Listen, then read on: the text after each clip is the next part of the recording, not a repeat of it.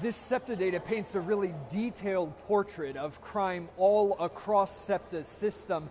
And one of the most fascinating elements that we're finding are the crime hotspots. You may have already seen the crime heat map that we've already posted on the NBC10.com website. But coming up tonight at 11, we're drilling down even deeper into these numbers. The Frankfurt Transportation Center is at the very top of the list with the very most crimes reported. Tonight at 11, you can see if your stop is also up there. We're putting it all together tonight for NBC 10 News at 11 o'clock.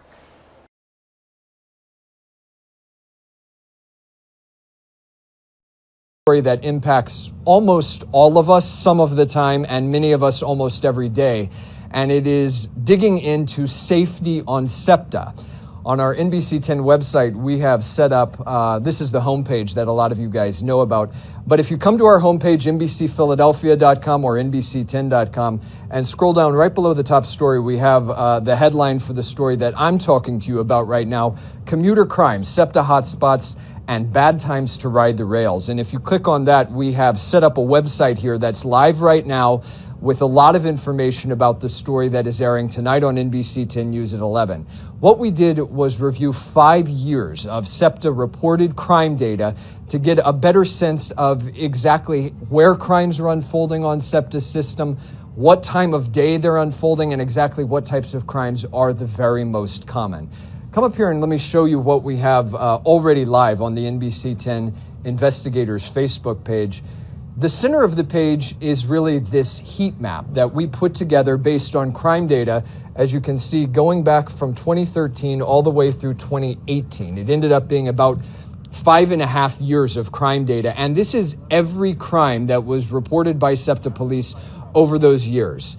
And it's done as a heat map with the larger circles indicating more crime and smaller circles indicating less.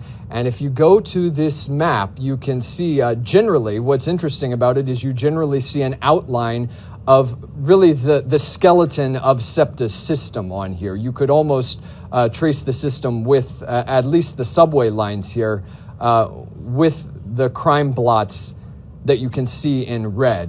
SEPTA commuters who are regularly on board will certainly recognize the Broad Street line as going north-south here in this map, and then, of course, the Market Frankfurt line cutting through really from, as you know, Upper Darby, West Philadelphia, through West Philadelphia University City,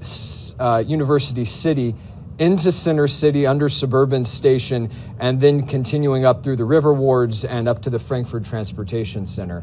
What's cool about this map is if you log on your mobile device or at home, is you can zoom in.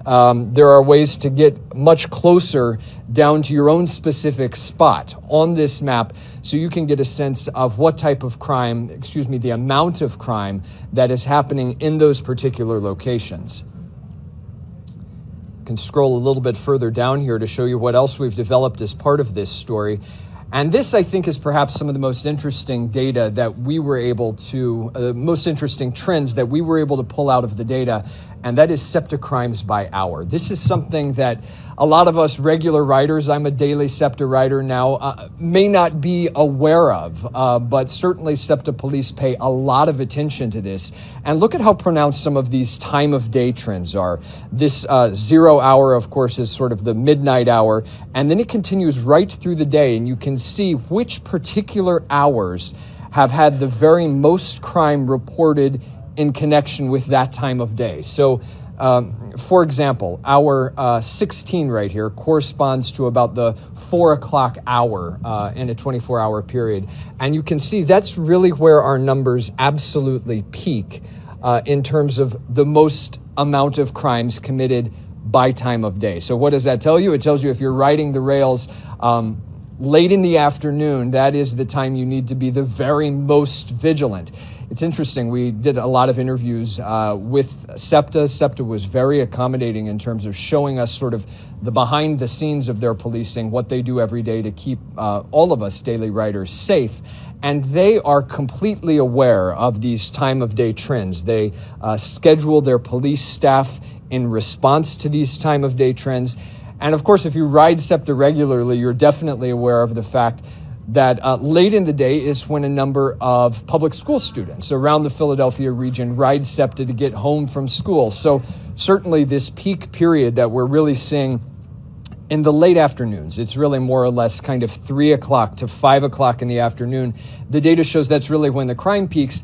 And no surprise to anyone, that's also when SEPTA's ridership tends to be the heaviest on any given weekday.